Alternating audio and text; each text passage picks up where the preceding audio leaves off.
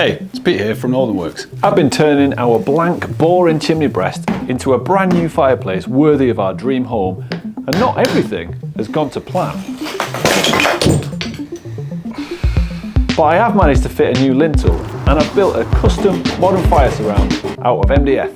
I've gone through and I've filled all of the screw holes and the rest of the gaps in the wood, and I've prepped the inside ready for the tiles, which are on the way, but they're not here yet, which means I need to do the one job that I've been worrying about the most.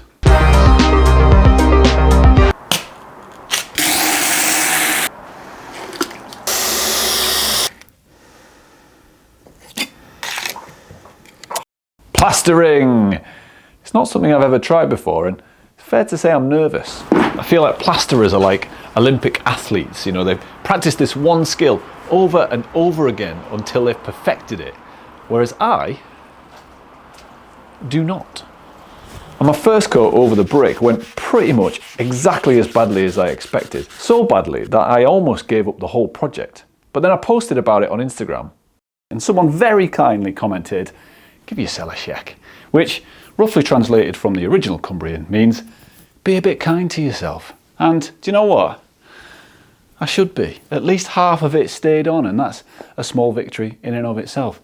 So it's a good reminder that if you're about to start something that you've never tried before, be kind to yourself. Give yourself a shake.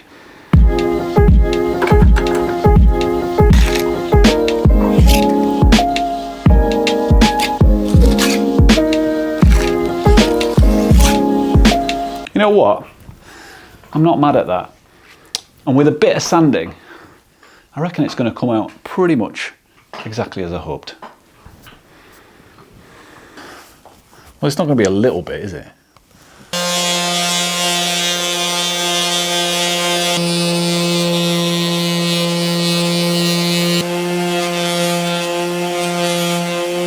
Well, I was right about one thing. It was definitely a lot of sanding, but the finish hasn't come out the way that I hoped it would. The sides are not too bad, but this isn't the look I was going for on the main wall. So I'm going to give it another skim coat, and I've been looking around for a bit of advice, and I think I might have a secret weapon.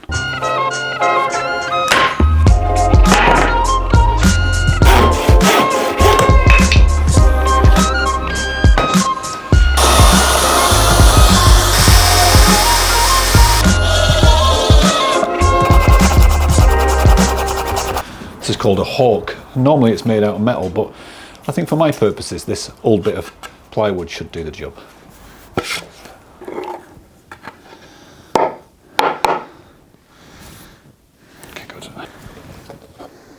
Leave it.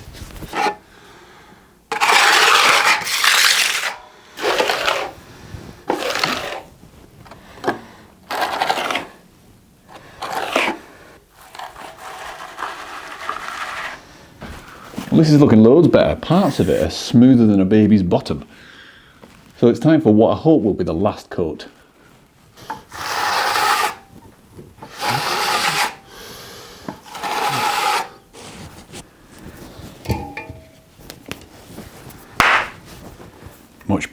Much better arch.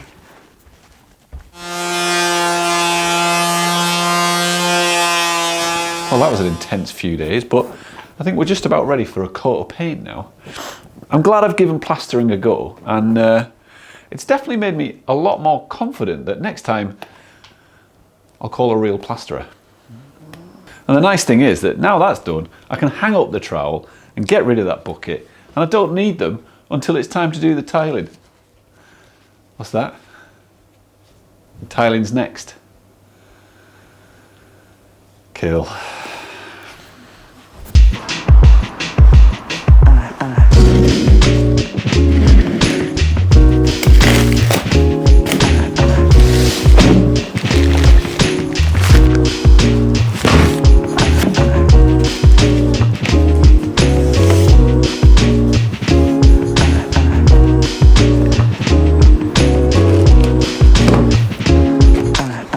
Got these absolutely gorgeous painted porcelain tiles that look like marble and Belgian blackstone, and I've gone for the biggest tiles that I can find that will fit in that space.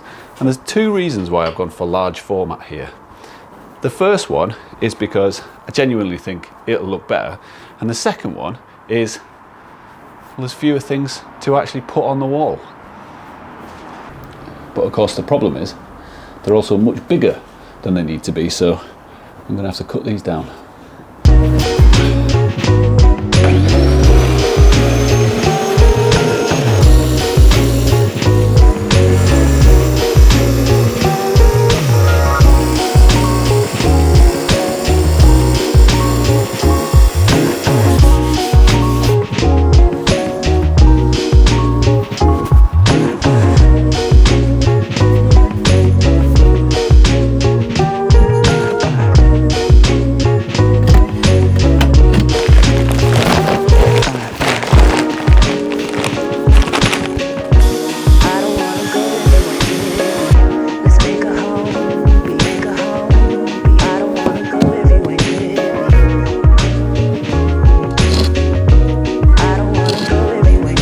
The more DIY I do around the house, the more I realise it's just like baking a cake. So if you want your kids to grow up to be really good at this sort of stuff, just get them icing up the birthday cakes and that'll see them right.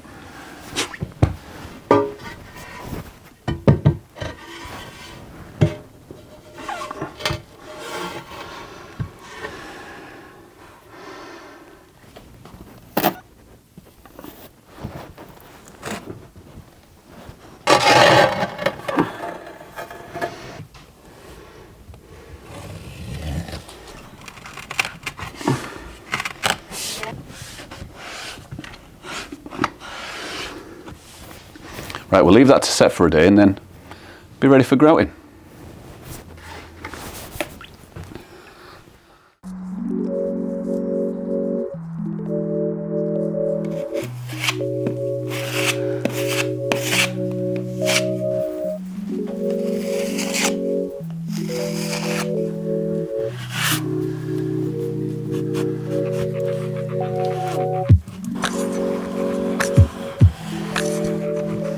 Well, I think we're finally here. I think this could be the last day of this project, and as well as the grouting, I've got a few other little jobs to just finish off.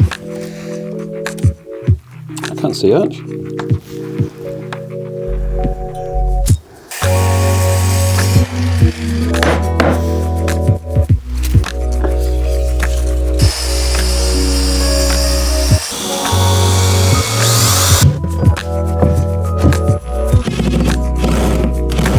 Really, the whole day is just leading up to the last job, which is the worst job, the most tedious job, my least favourite of any DIY job. I hate painting.